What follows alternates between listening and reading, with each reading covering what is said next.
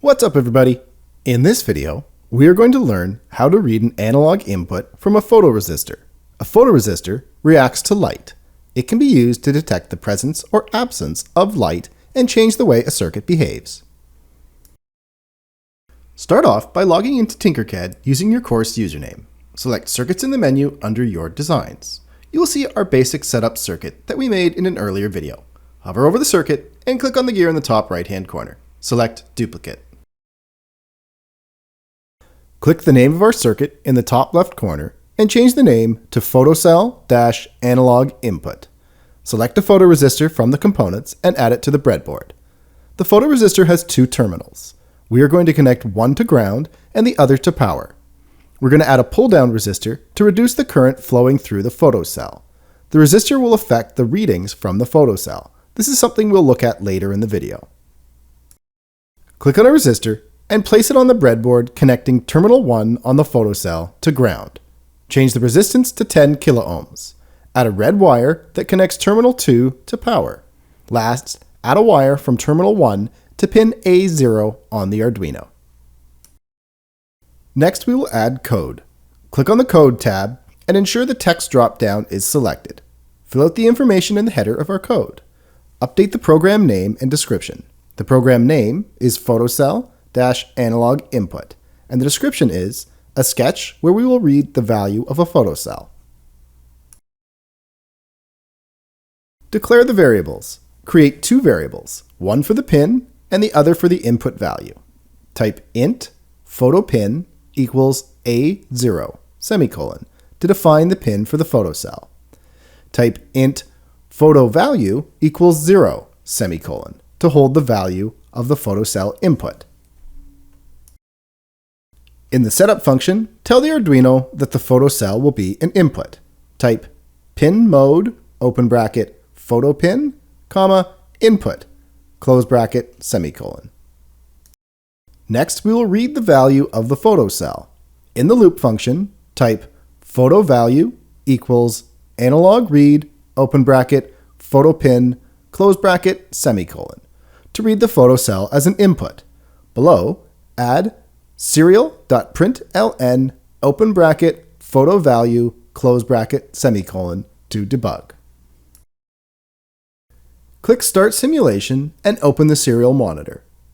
Click the photocell and slide the handle back and forth.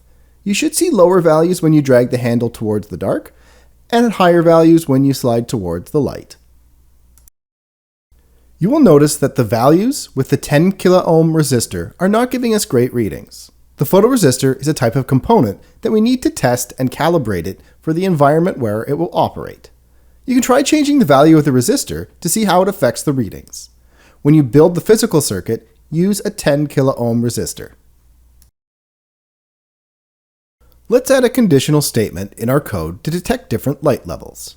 Add if, open bracket, photo value is less than 100, close bracket, open curly brace, close curly brace, else if, open bracket, photo value is less than 400, close bracket, open curly brace, close curly brace, else if, open bracket, photo value is less than 800, close bracket, open curly brace, close curly brace, else, open curly brace, close curly brace.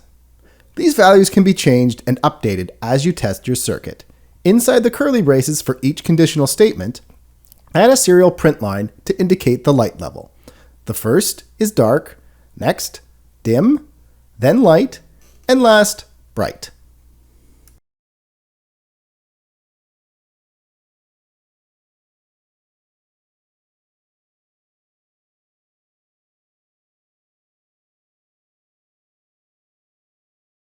Let's have a look at our conditional statements we just wrote.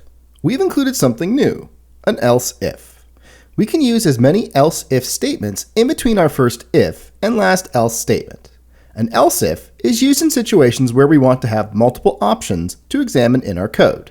Our light levels are an example. Each time the loop executes through the conditional statements, we compare the photo value to a fixed value, and we print a different message based on the input.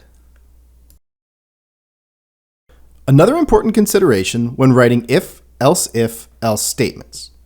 When you write these, the code will execute line by line and will execute the first conditional statement that is true. Because you are coding the logic, you can sometimes create situations where multiple conditional statements can be true. When I wrote my statements, I used the same operator to compare my variable to a constant value. I then gradually increase this constant.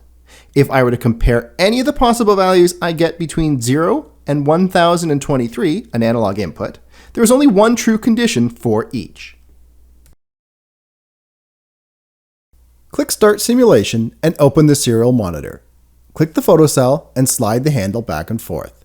You should see the value from the photocell and an indication of the light level. When you build the circuit, try exposing the photocell to different light conditions. For example, try covering the photocell with your hand, or try shining a light on it, and see how the values change.